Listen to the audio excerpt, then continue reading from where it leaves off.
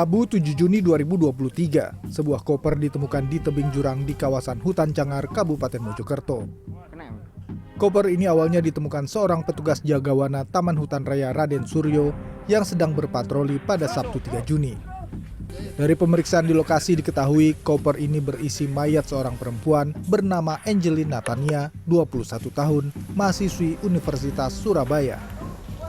Korban sempat dilaporkan hilang oleh orang tuanya pada 5 Mei 2023. Penemuan ini sekaligus membuka tabir kejahatan kasus pembunuhan yang dilakukan oleh seorang pria bernama Roy.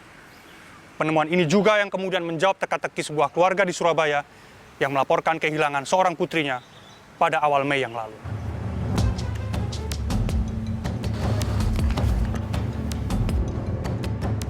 RAB alias RY, tersangka berusia 41 tahun ini adalah orang terakhir yang diketahui terlihat bersama korban. Polisi menyebut RY adalah guru musik korban dan sudah mengenal korban sejak korban duduk di bangku SMA pada 2017. Dari pemeriksaan terkuak, pada 3 Mei 2023, tersangka menjemput dan mengantar korban ke kampusnya di daerah Jalan Tenggilis dengan mengendarai mobil korban.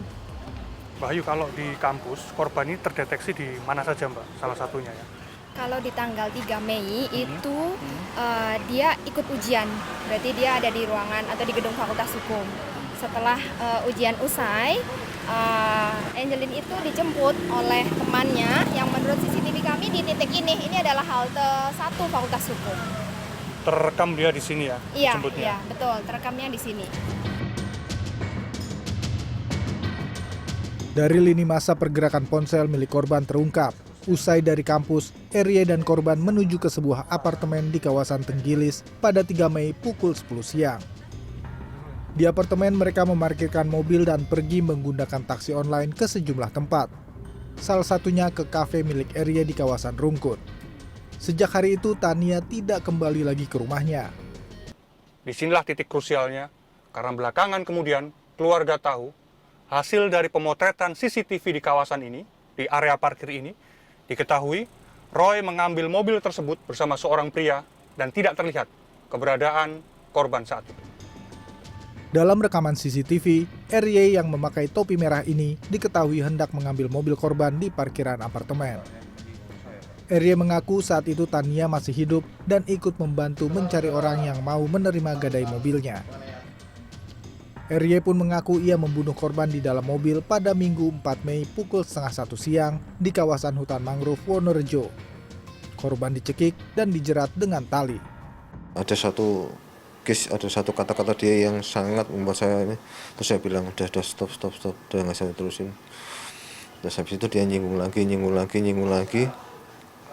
Ya akhirnya saya nggak kuat kan Pak. Nah itu akhirnya saya udah gelap mata Pak. Sampai saya sadar itu siang dia sudah nggak nafas, itu saya juga bingung sendiri Pak akhirnya Pak. Bingung sendiri, saya berusaha mikir tenang, berusaha membangunkan dia semoga.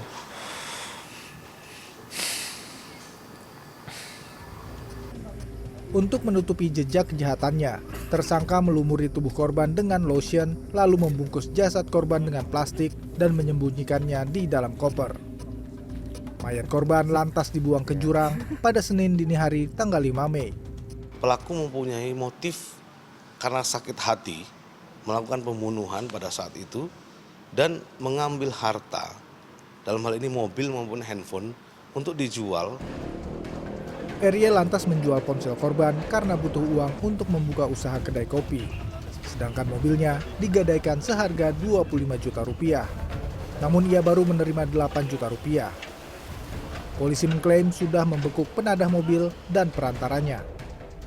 Untuk menyempurnakan alibinya kepada ibu korban, RY mengaku terakhir bertemu korban sekitar 1 bulan lalu. Bahkan, bapak 3 anak itu sempat berjanji kepada ibu korban untuk membantu mencari Tania. Kemarin ya itu nyariin Tania itu loh. Roy. Tuh, kemana tuh? Lah iya, Roy kapan terakhir mungkin Tania pernah kontak-kontak Roy? Udah lama sih tuh. Waktu itu dia minjem uang. Oh, dia minjem uang. Iya tuh. Oh, sekitar bulan apa itu? Bulan apa? Bulan kemarin gitu. Roy kan pernah ngomong ke tante katanya mau ikut jaga Tania.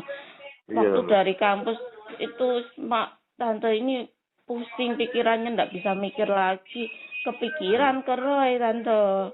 Barangkali anak itu kan tempo hari deket, suka cerita ke tante tentang Roy gitu loh. Iya sih Teh. Kan kapan hari juga dia kan juga dekat sama istri yang dulu itu. Kan udah lama sekali. Gitu. Ya itu sih Teh, apa namanya? Semalam juga saya telepon teman kan yang di Mabes, yang di ini kan saya juga minta bantuan juga gitu loh. Saya tanya-tanya, saya kan ada beberapa yang kenal juga yang di kampus itu kan banyak teman di UBAI juga. Minta tolong kalau Jadi tapi nggak ada bulan yang ini tahu. ya Tania ke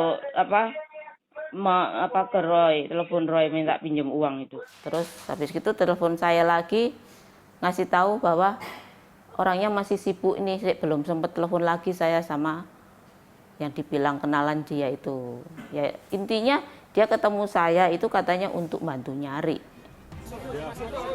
Tim pendamping hukum keluarga korban menduga RY sudah merencanakan pembunuhan korban. Tersangka dituding sudah mencuri STNK mobil korban 2 minggu sebelum kejadian. Selain itu, RY juga diduga sudah merencanakan lokasi pembuangan mayat korban. RY diduga tidak sendiri saat membunuh korban. Setidaknya ketika membungkus dan mengangkat mayat korban yang memiliki berat tubuh 74 kg. Satu, STNK-nya mobil itu sendiri sudah beberapa waktu, ada sekitar 2 minggu sebelumnya itu sudah tidak ada, sudah hilang. Kemudian yang kedua adalah pada waktu ada orang yang mau mengambil mobil itu, si Angelin Tania ini, Natania tidak tampak bersama-sama. Ini adalah sebuah perilaku yang mungkin kita perlu duga sebagai calculated. Jadi ada semacam perencanaan atau persiapan untuk serangkaian perilaku ini bisa terjadi. RY dibekuk pada 6 Juni 2023 di daerah Pujon, Kabupaten Malang. Kepada polisi, tersangka menunjukkan lokasi tempat ia membuang mayat korban. Saat diperiksa polisi, RY mengaku ia memiliki hubungan asmara dengan korban. Tetapi hal itu dibantah keluarga Tania. Miftah Faridel, Gancar Wijaksono, Surabaya, Jawa Timur.